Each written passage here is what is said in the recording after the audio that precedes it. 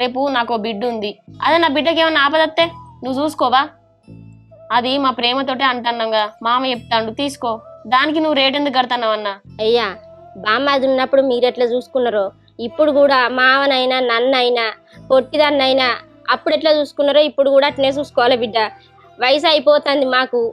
మామ అయితే ఎట్లాగ మంచిగా ఉంటలేడు, ఇక మీ చేతిలో ఉన్నది, ఏదైనా నువ్వే చూసుకోవాలి బిడ్డ. వినయ్ గాని కూడా ఒక కంటేసి ఉంచు.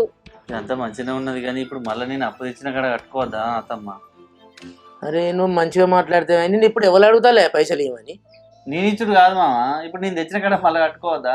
ఈ 10 గుంటలు ఉంటుంది నా పేరు వినే, నేను కాదంటలేను. ఇప్పుడు నేను తెచ్చిన కాడ అయినా మళ్ళీ కట్టాలి కదా, పసలకు ఎప్పుడు తెరిపాలి ఏంది, మళ్ళీ అదొక టెన్షన్ నాకు. ఇప్పుడు మాకు ఆపత్తి ఉన్నదంటే మేము బయట వాళ్ళకి అమ్ముతామంటే అటు రేటు, అప్పుడు రేటు ఉన్నది, తక్కువ రేటుకి అడుగుతారయ్యా. మీరు తీసుకుంటే తీసుకున్నట్టు ఉంటది బిడ్డ, నా బిడ్డకి ఇచ్చినట్టు ఉంటది.